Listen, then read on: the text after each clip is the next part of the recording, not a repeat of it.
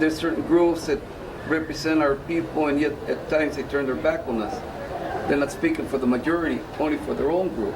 And for us, we've always been active. Human. Which really... Being Brown Beret has taught me about commitment. Commitment to my family, commitment to my parents, to my kids, commitment to my community, commitment to my job. Our people. Brown Beret stands for commitment. Well, that's taking a slightly different track, but it's also consistent with the purpose. Yes. It's also consistent with the idea of survival, and we need to survive. Our identity helps us to survive, and the Brown Berets promote the Chicano identity.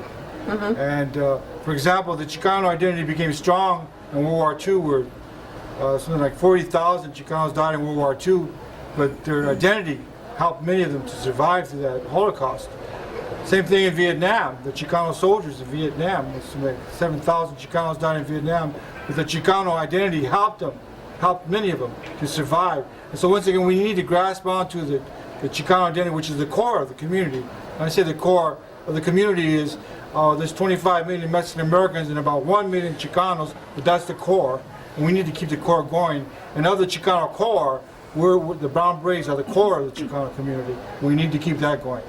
Without a core, everything dies out. And I feel that the generations that sit here right now are dedicated from each generation gone up to the past and to the future. It's going to continue. Well, that really leads me to the second part of this program, because what I'm going to do is have a conversation with the generations that succeeded and are current to you, and I've deliberately kept them out of this conversation because I want to hear what kinds of goals and what kinds of searches they are on. I want to hear what kinds of social programs they believe are needed in the community and in the larger society, and how they can be enacted, and then also how they can inspire the current generation. What needs to be done to get the current generation engaged in these kinds of social programs?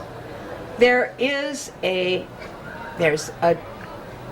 dearth, there's an absence now for all of the young people that you can recruit. I hate to say this, but it's not enough, because we still have these serious social problems, as you pointed out, very serious social problems. And there have got to be some innovative ways to grab hold of this next generation and to engage them in the work ahead. That's why I asked you about who are your models, who are you trying to emulate when you started the Brown Berets, when you started Young Chicanos for Community Action. And for many of you, there wasn't a model. You had to create your own. The need forces to get involved in movement with the Chicanos. The which forces? Not, The need. The need. The need. The need. The need to yeah. survive. The need to survive. Change. Yeah. So now, what we have to figure out with the younger generation is how are they going to Inspired. move forward? What are the key words? What are the sound bites that are going to inspire them? Is La Causa, does that have the same meaning for them? Just talk to them. That's what we're going to hear. Thank you very, very much for participating. This has been extremely enlightening. Thank you, Rona. Thank you, Rona. Viva Raza. Thank you. Thank you, Ralph. Okay. Now, who do you want? 5, 4, 3, 2. Okay. We're in the part 2 of this conversation. This is the part where I'm having a conversation with the younger generations of Brown Berets. And the issue remains unfortunately, in some of the same dimensions that it started in 1967. We're in Los Angeles, California. We're in a city that has political leadership who have, as we used to say, Hispanic surnames. We have institutions that are led by African Americans and Hispanics, and yet a study of the Los Angeles City Schools that just came out, was just done this summer, shows that, or purports to say, that you can predict school failure and dropouts on the basis of race and ethnicity. That African Americans, Hispanics, and Asians are not finishing high school, are failing the grades,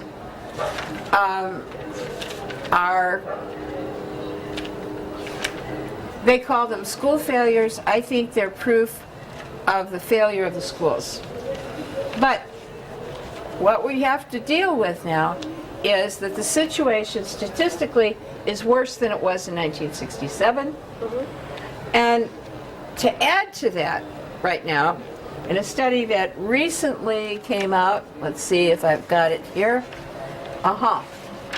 This was a very important study that was done by the Justice Policy Institute in Washington, D.C., sponsored by the Soros Foundation. And they found that gang violence is statistically significantly greater in Los Angeles than in New York. New York has a similar demographic to Los Angeles, but the difference is that New York has employed social programs to prevent gang violence, which is an echo of what the Brown Berets did starting in 1967. Los Angeles has employed police enforcement, and the gang violence escalates. The black on brown violence is at a point where they can't even build prisons that will contain both African Americans and Hispanics. And in the prisons, there's gang violence that depends on, you know, what country your family was from. It's not even just, you know, Latinos against whites. It's not even just Latinos, blacks against Latinos. It is broken down to people from El Salvador, people from Honduras, people from Guatemala, and they're not associated with each other. And they're fighting each other. And they're seeing each other as the enemy. Now, the question for you is,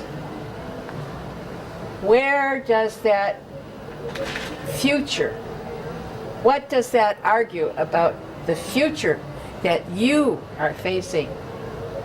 You who are young, you who are committed, and how can that future, what can you do through the Brown Berets, or through the idea of the Brown Berets, to alter the present and change the future? So, let me introduce you. First of all, starting at my far right, you are? Andy Vizcarra. And when did you become a Brown Beret? Became a Brown Beret in February 2006. And what led you to become a Brown Beret? The walkouts in 2006 and the explosion of my being there. Can you speak up a little bit louder? Yeah. Because the microphone is up there. The explosions of the walkouts that I got for the punishment and because I got kicked out, so it was unjust. So I just thought that it was better to go to the Brown Berets, you know, to have a better thinking for the Brown Berets and to get other people to know how they're being treated in schools. Okay. All right. And your name is? My name is Anthony Topete. And when did you become a Brown Beret? I organized the Antelope Valley chapter of the Brown Berets in October of 2006. 2006. 2006. Had you been a member before that? In college, when I was at LA College, I was a member while I was in school, and I didn't stay in school that long. So I'm getting back into it. Okay. All right, let's move along here. We have I think she's the organizer of the Los Angeles chapter. LA chapter. My name is Lorena Jaramillo Rosenberg, and Could you speak up a little bit louder? I want to make sure we've got you on. my name is Lorena Jaramillo. I am the organizer for LA chapter. Okay, and what led you to become a Brown Beret?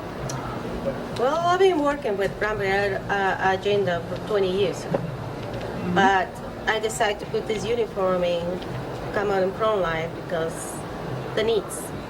It's extremely neat. You talk about the dropouts. Well, there is programs that don't reach the children. That's why they're dropouts.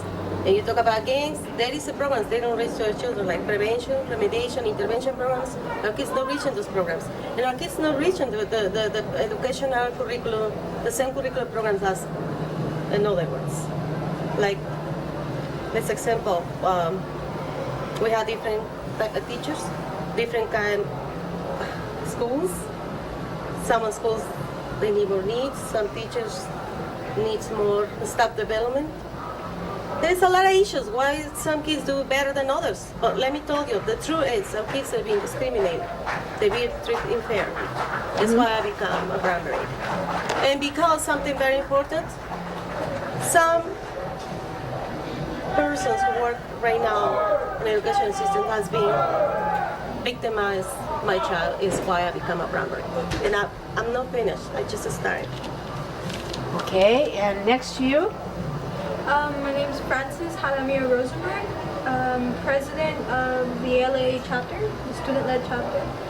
And I became a Brown Beret due to the social injustice in the LAUSD in high schools. The walkouts in particular that happened in 2006 were immigration.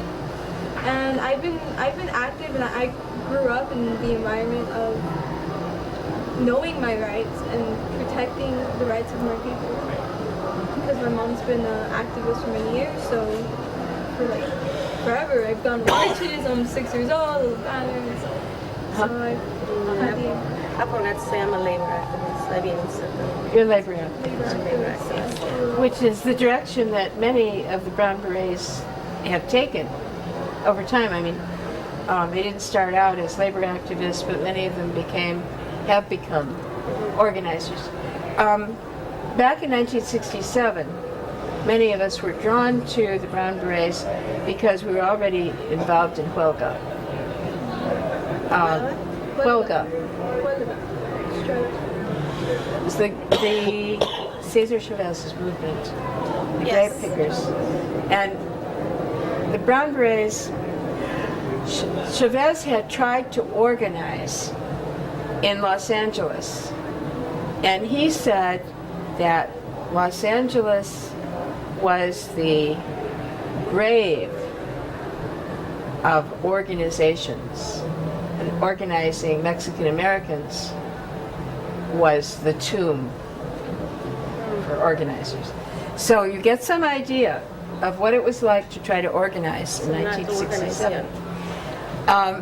And yet, many of the original Brown Berets became activists in labor organizations. So some of it they got from their beret experience,